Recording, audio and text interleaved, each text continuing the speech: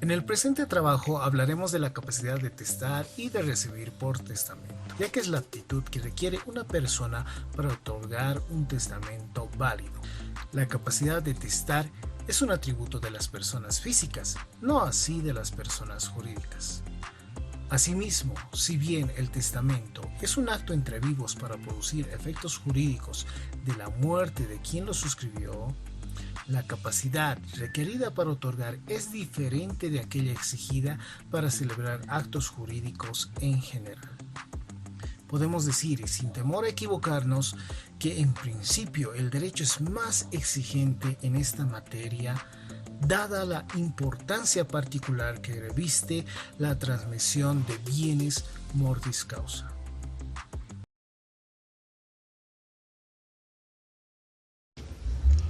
Muy buenas tardes, mi nombre es Giovanna Murillo Mamani. Voy a exponer el tema la capacidad para testar y recibir por testamento. Voy a iniciar dando un concepto de la capacidad. Podemos entender que la capacidad es la aptitud o idoneidad que se tiene para ser sujeto de derechos y obligaciones. Vamos al segundo. Vamos a hablar un poco de la capacidad de obrar. Según Díaz-Magrans, nos dice, la plena capacidad de obrar permite a su poseedor por sí todos sus derechos y realizar actos jurídicos y eficaces, y se alcanza cuando se cumple la mayoría de edad. Entonces, esta plena capacidad de obrar ya se tiene cuando se cumple la mayoría de edad. Y en nuestra legislación tenemos entendido que es a partir de los 18 años. Vamos a entrar ya al concepto en sí sobre la capacidad de testar. Según Manuel Osorio nos dice, es la que corresponde a toda persona que tiene la facultad de disponer de sus bienes por testamento, con arreglo a las disposiciones de la ley, sea para la institución de herederos, de legado o para cualquier otra denominación expresiva de su voluntad. Entonces, bajo este concepto podemos entender que esta capacidad para testar es un atributo de la persona y no tanto así de las personas jurídicas. Y si bien señalamos, también el testamento es un acto entre vivos y por supuesto produce efectos jurídicos luego de la muerte. Vamos a pasar al Código Civil, que también nos da un concepto, ¿no? Podemos entender como un concepto, según el artículo 1118, nos habla sobre la capacidad para testar. Nos dice, toda persona residente en el territorio nacional puede testar libremente, excepto a quien la ley prohíbe esta facultad.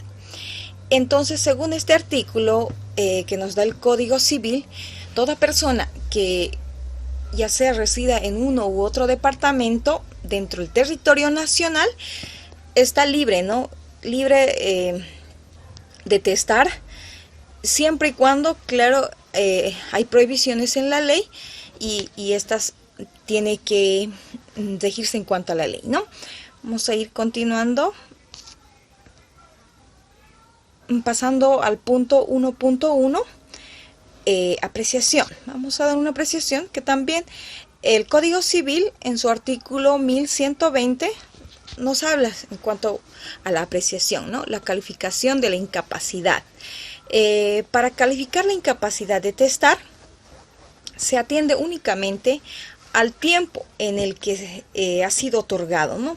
Entonces, según este artículo, según esta apreciación también tenemos, ¿no? Esta capacidad, hay que apreciar la capacidad del testador, ¿no?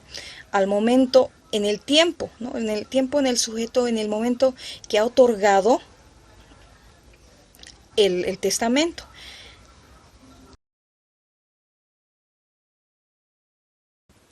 Buenas tardes, doctora. Buenas tardes, compañeros. Mi nombre es Roxana Gavincha y me tocó exponer el punto número 2, que titula Sujetos capaces de testar.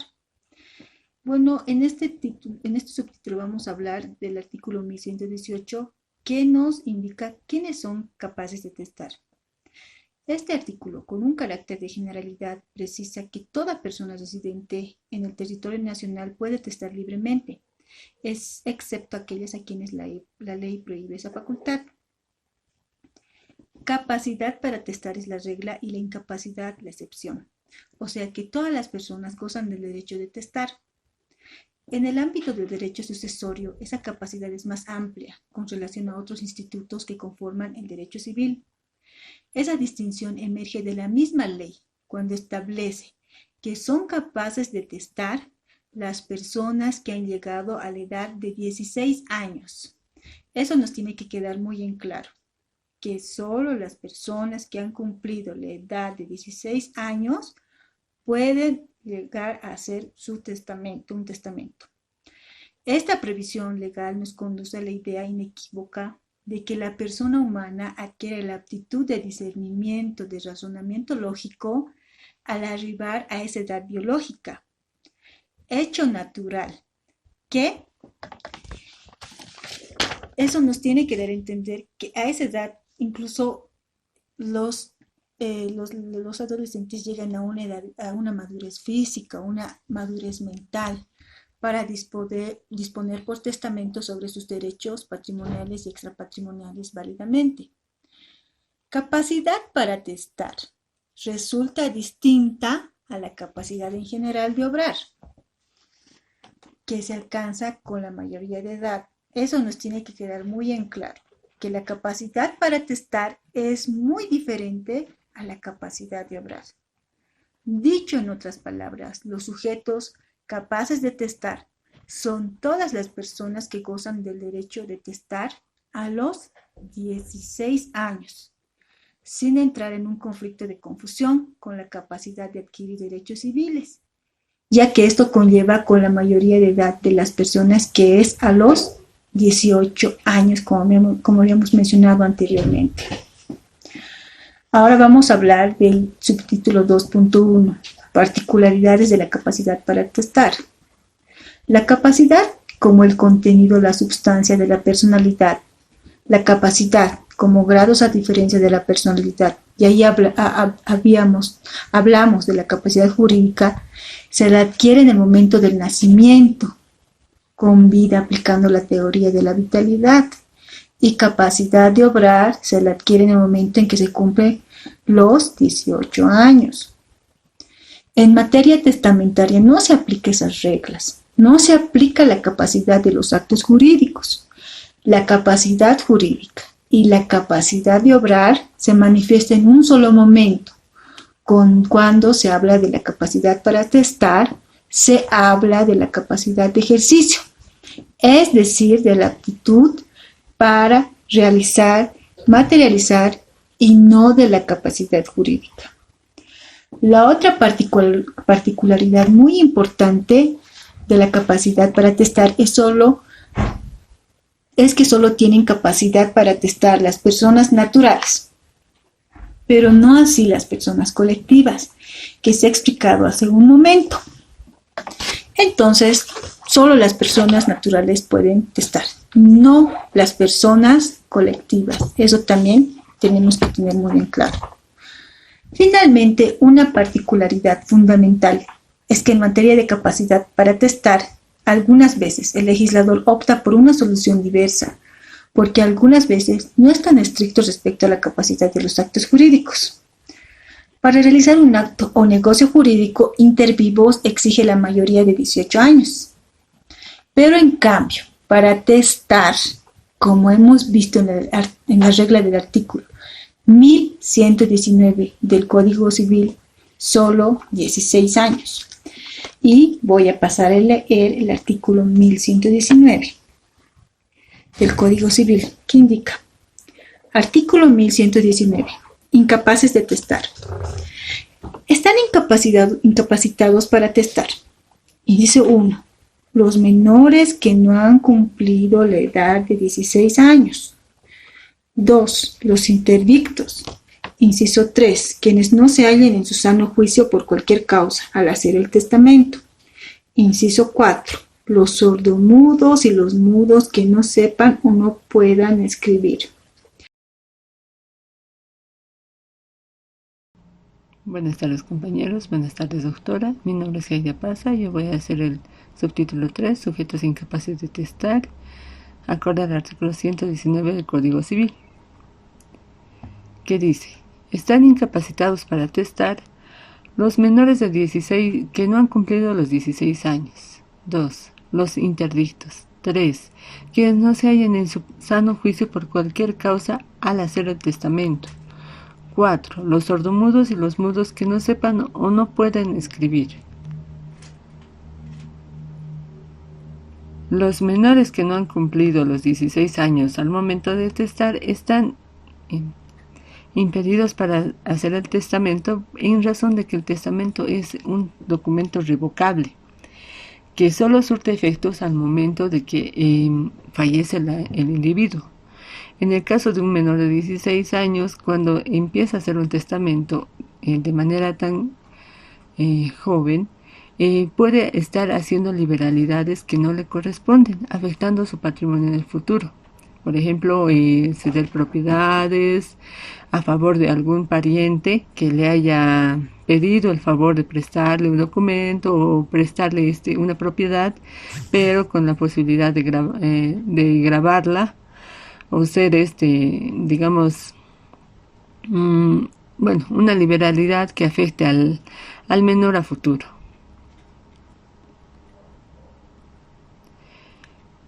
En el caso de los interdictos, el Código Civil declara que es incapacitado para testar el que habitual o accidentalmente no se hallara en su cabal juicio.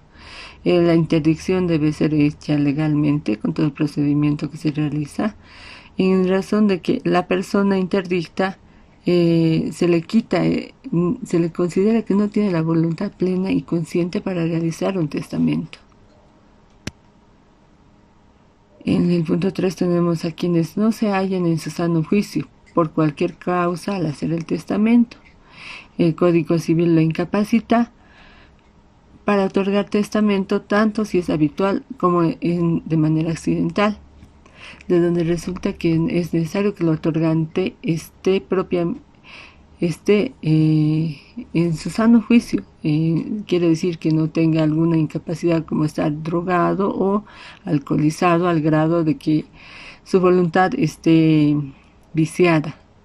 Si se puede comprobar que la persona al momento de realizar el testamento estaba en un momento de ira o un momento de embriaguez, se puede anular el testamento. En caso de los sordomudos y los mudos que no sepan o no puedan escribir, el testamento es un documento público. Entonces lo que se realiza es que se declara una voluntad de la persona hacia quienes en algún momento le han ayudado. En el caso de ser sordomudos y mudos o ciegos, esto no se puede realizar. En el caso de los ciegos se podría hacer un testamento en braille, pero eso siempre a consideración de que la persona ha pedido realizar este testamento y hay alguien que pueda traducir correctamente su voluntad. Los sordomudos y los mudos no tienen la capacidad plena para cerciorarse de lo que están entregando, sea en plena voluntad. Estas son las 4 incapacidades que el Código Civil nos da a conocer. Son las incapacidades para testar. Como regla general, es que se indica que desde los 16 años una persona puede ser capaz de testar, pero eso no significa que no pueda cambiar su voluntad tiempo después. También se observará que en los primeros renglones de cada testamento se da una palabra clave, que es que la persona esté en pleno uso y goce de sus facultades mentales y con capacidad para realizar el acto. Ese es mi aporte en este trabajo y la investigación que he podido realizar. Es un artículo pequeño, pero es amplio, considerando que se debe tomar todos los recaudos posibles porque se está haciendo liberalidades en documento y se debe evitar que haya una posibilidad de vicios que anulen este derecho que tiene cada uno.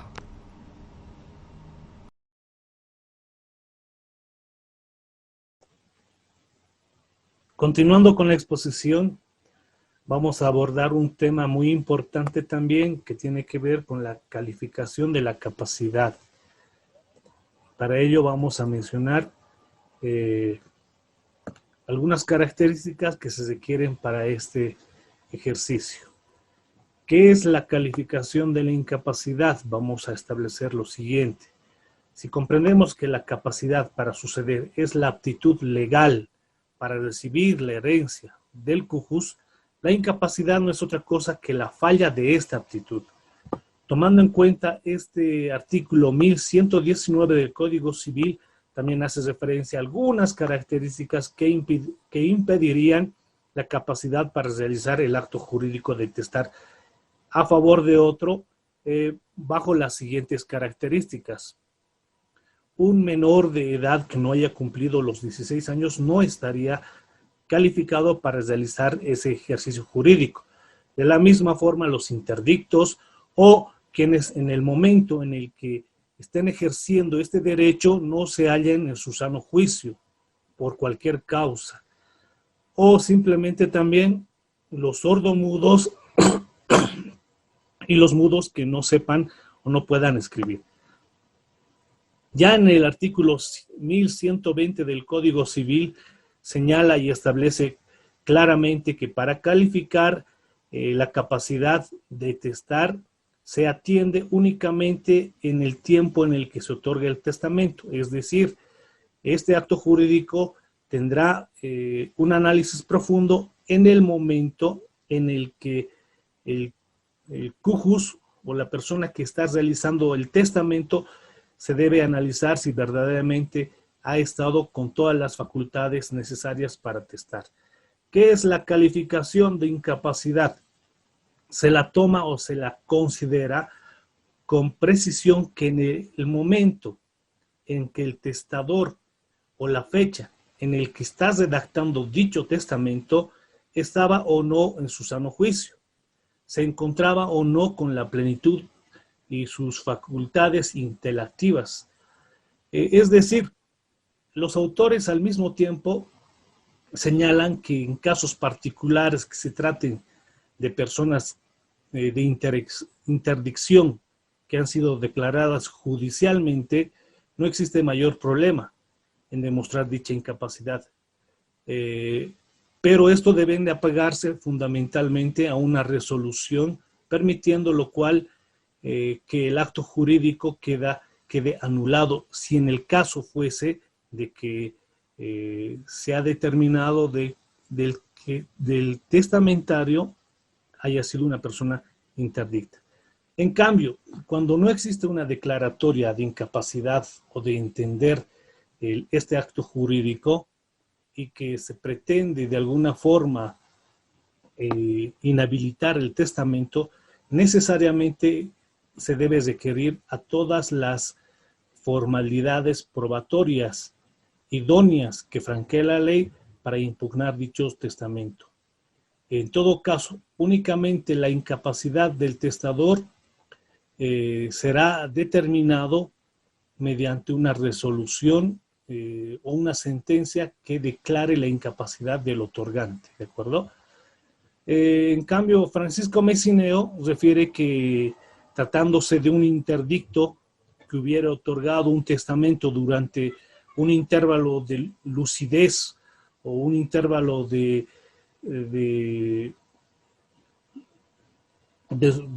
sus capacidades intelectuales completamente lúcidas, no habría ningún problema. Ese acto sería válido. Es decir, que la condición del testador en el momento en el que realizó el testamento haya sido completamente normal, no habría ninguna figura de inhabilitación o en este caso podemos mencionar de obstaculizar o simplemente impedir dicho testamento. ¿De acuerdo? Bien.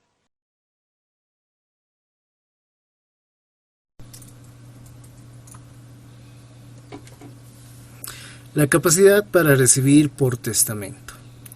Antes de hablar de la capacidad para recibir por testamento, tenemos que saber qué es la capacidad.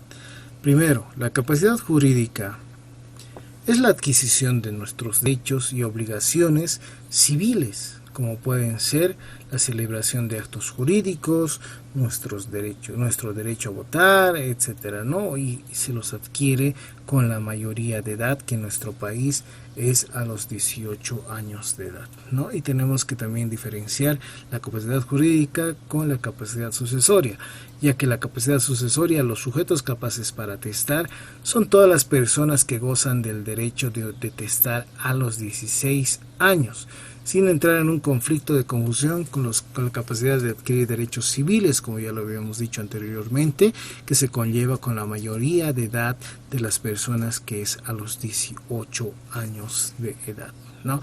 Entonces ahora vamos a ver la capacidad para recibir por testamento.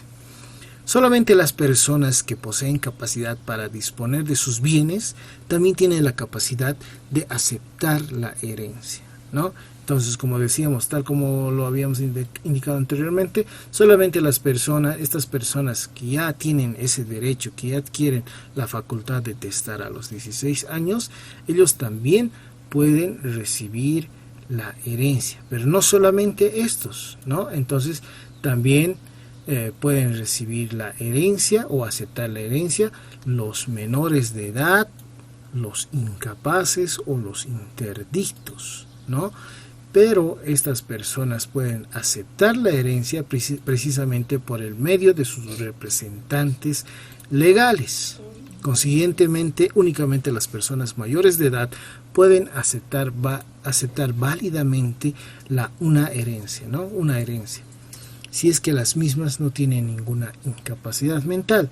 En caso de los menores de edad o de los interdictos, en este caso, ya los representantes legales se harían cargo y aceptarían la herencia por medio de estos representantes a los menores de edad y a los interdictos. Pero ¿quiénes son estos representantes legales?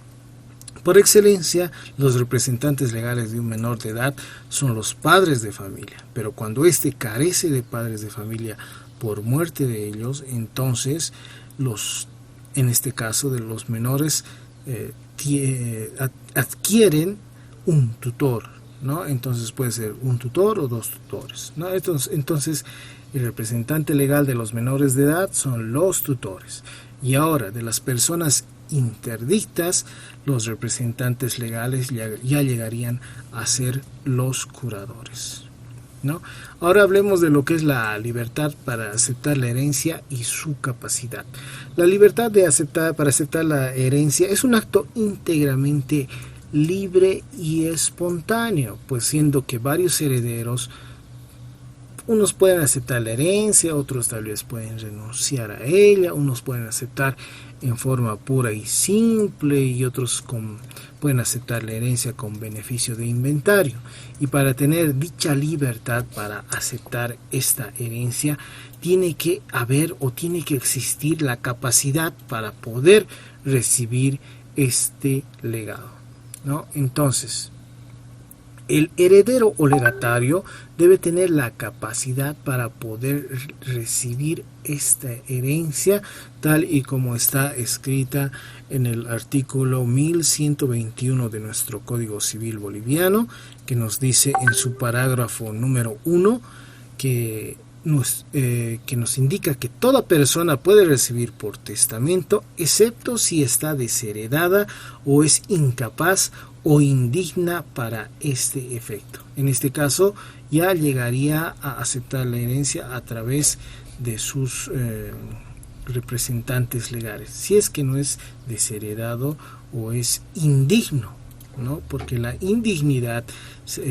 es a causa o por voluntad del testador o del decuyos, que nombra como indigno a su heredero, ¿no? Entonces, a su heredero o a su legatario, ¿no? Y también hay casos de indignidad por parricidio, ¿no? En este caso, que llegaría a ser el heredero o el hijo quien haya llegado a causar la muerte de su padre, ¿no?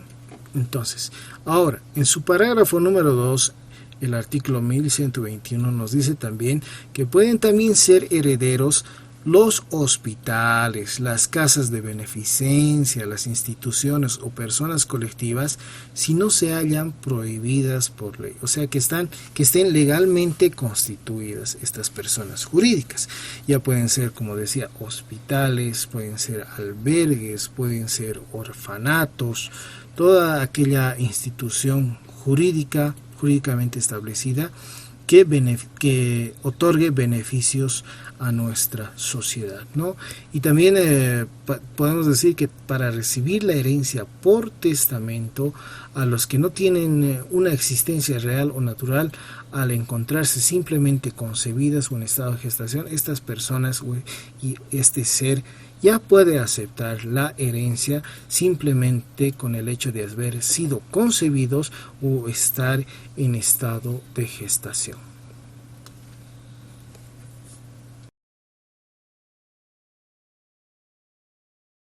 Bueno, ahora nos vamos con el punto número 6, que son los sujetos incapaces para recibir por testamento. Siendo la capacidad para recibir por testamento la regla y la excepción consiste en la incapacidad o prohibición legal para suceder o recibir la herencia por testamento debido a la cualidad del sucesor instituido y la función cumplida o participación activa ejercida durante el otorgamiento del testamento. ¿Qué nos quiere prácticamente decir este texto? Es que en el momento prácticamente que en este caso el testador puede estar llegando a realizar el testamento como tal, puede llegar una persona a influir en el ánimos o la decisión, o en este caso la voluntad externa, para que prácticamente le deje la herencia a esa persona, porque influye en su decisión. Ahora, en este ánimos prácticamente de influir en la decisión, podemos encontrarnos de una manera directa y una manera indirecta. ¿Cuál sería la manera directa? La manera directa es que este sujeto que prácticamente está influyendo en el ánimos de voluntad del testador se está beneficiando a sí misma. Como un ejemplo podemos tomar en el momento que prácticamente el testador está llegando a fallecer o morir, en los últimos momentos donde se está prácticamente realizando el testamento, prácticamente por un notario de fe pública, puede decir, déjame a mi papá en este caso, para que yo voy a cuidar a la familia, y él prácticamente se pueda llegar a beneficiar de todo el patrimonio, en este caso ya del de cuyos.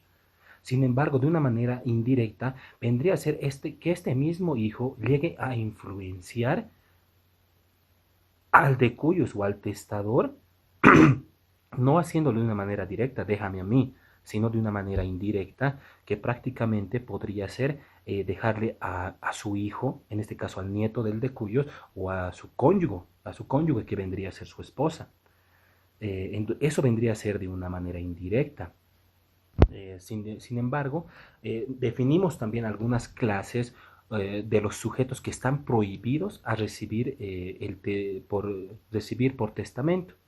Entonces, como inciso A, tenemos los que no están concebidos al morir el testador, y a los concebidos que no nacen con vida. ¿Qué prácticamente nos dice este inciso? Es que los que no están concebidos, es que el padre, y en este caso, o la mujer, en este caso el hombre, por así llamarlo, no han llegado a copular y no se ha podido concebir este nuevo ser, y nunca se ha concebido. Entonces ahí está la prohibición de que no puede prácticamente recibir la herencia. En el otro caso que tenemos los concebidos que no nacen con vida, si bien pueden estar el hombre y la mujer, pueden concebir un ser nuevo, prácticamente, este ser puede nacer en el transcurso de los 7, de los 6, de los 8, de los 9 meses, pero este puede llegar a nacer sin vida. Sin embargo, entonces, esto vendría a ser dentro de los requisitos, prácticamente no vendría a recibir la herencia del de cuyos o prácticamente sería nula.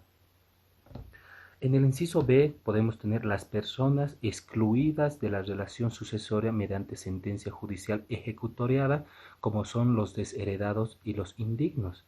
Me parece importante y cabe recalcar que este punto es también muy llamativo, que nos dice que esto tiene que tener una sentencia ejecutoriada.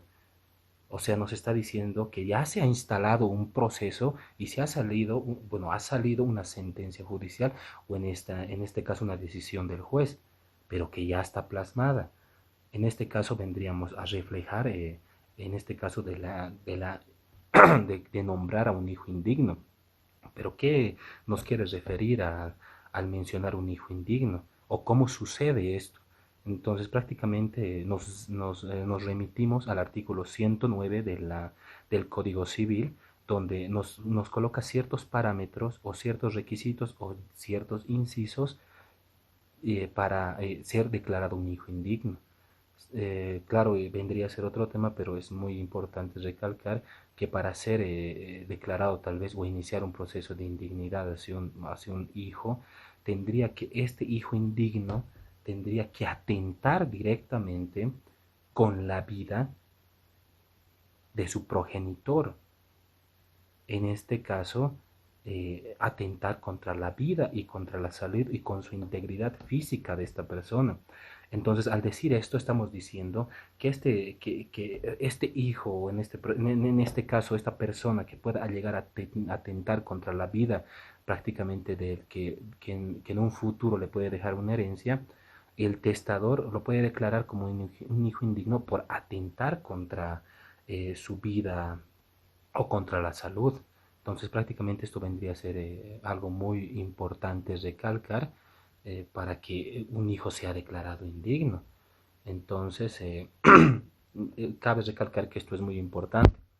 Como inciso D, el notario y los testigos testamentarios, la persona que escribe o el intérprete, el cónyuge y los descendientes, ascendientes y hermanos de los mismos. Entonces, como habíamos dicho en el primer párrafo de la exposición, estamos diciendo que hay personas que en el momento que el testador esté escribiendo el testamento para dejar su herencia, pueden llegar a influir en el ánimos o la voluntad que tiene, en este caso el testador, para beneficiarse o recibir prácticamente todo este derecho sucesorio que tiene el de cuyos. En el inciso E tenemos el médico profesional o el ministro del culto que asistieron al testador durante su última enfermedad, si entonces donde se hizo el testamento.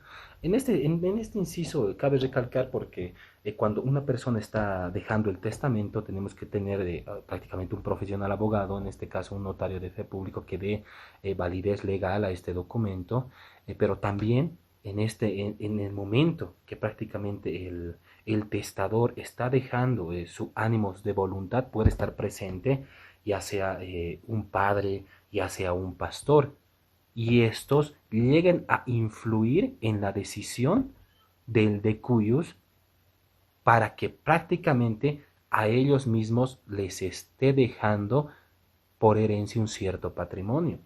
Entonces, estas personas, ya sea el padre, ya sea el abogado, ya sea el notario, que prácticamente en el momento que el testador esté dando el ánimos de voluntad para dejar la herencia, pueden llegar a influenciar en la decisión del testador. Continuando con la exposición, yo voy a hablar acerca de la declaración de la incompatibilidad o incapacidad, donde la incapacidad para recibir por testamento no opera de pleno derecho, sino que debe ser promovida por cualquiera de los interesados legítimos como por los herederos instituidos conjuntamente dentro de los 2 años desde la posesión de los bienes de la herencia.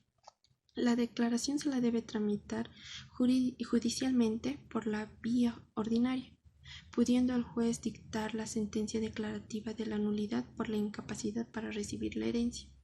Hasta acá vemos que la capacidad de testar es un conjunto de condiciones legales, puesto que éstas atribuyen a la efectividad jurídica de la declaración de la voluntad, y esta posibilita la transmisión de los bienes de una persona a sucesores elegidos por él.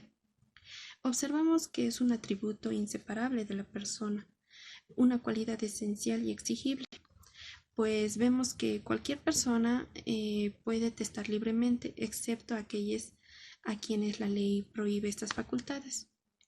Por ende, según el Código Civil, la incapacidad, vemos que la incapacidad solo es calificada únicamente al tiempo en que se otorga el testamento.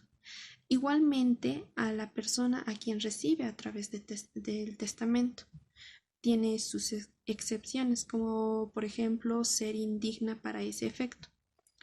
La idea general de todo esto es la exigencia de la capacidad jurídica que habilite al sujeto para ser titular de relaciones jurídicas, y que lo que conlleva la incapacidad para suceder no es otra cosa que la inexistencia de ese llamado, por lo cual ésta será nulo de manera radical. Y referido al concepto de la capacidad del heredero, en nuestro derecho moderno, esta se admite que sin discrepancia alguna que no hay persona que no sea capaz de suceder. Vemos que cualquier persona es capaz de suceder, pues lo que se ve es una vocación hereditaria, y si no se encuentra, incursa en una causal que impida su sucesión, y es esa causal por la cual se motiva el interesado o los otros herederos para incidir en lo que es la declaración de incompatibilidad.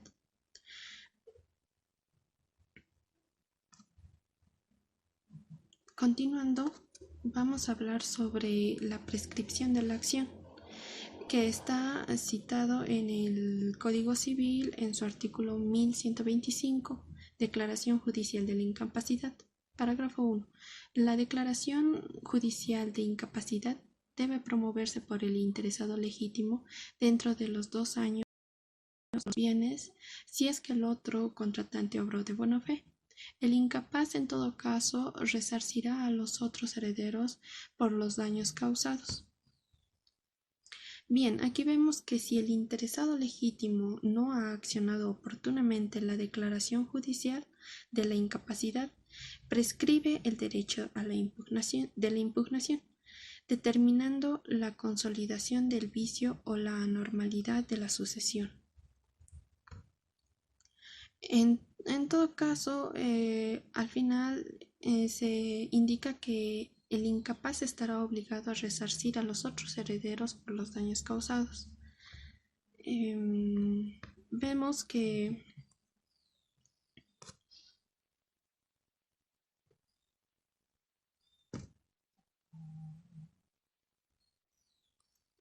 al final se reduce que todo se reduce en nuestro Código Civil boliviano, que hace referencia al testamento en general, donde en su artículo 1112, que al prescribir por un acto revocable de última voluntad, una persona capaz puede declarar obligaciones o disponer de sus bienes y derechos en todo o en parte dentro de lo permitido por la ley, y para que ese acto tenga efecto después de su muerte, la parte no dispuesta se sujeta a las reglas de la sucesión legal.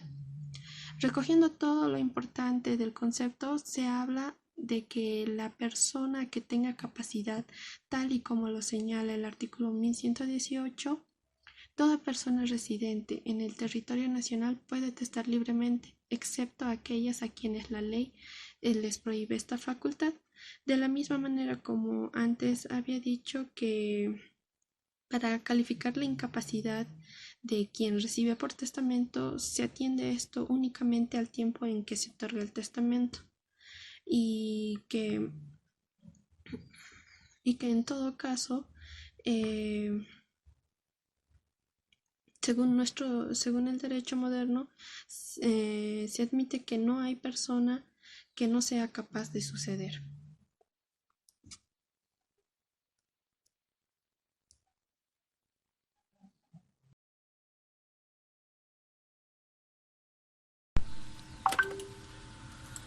Por regla general, todas las personas tienen la capacidad de suceder, pero pese a las generalidades ya mencionadas, existen ciertas personas que no pueden suceder, a quienes se las denomina incapaces de suceder, de manera que la capacidad de suceder mortis causa es la regla y la incapacidad es la excepción.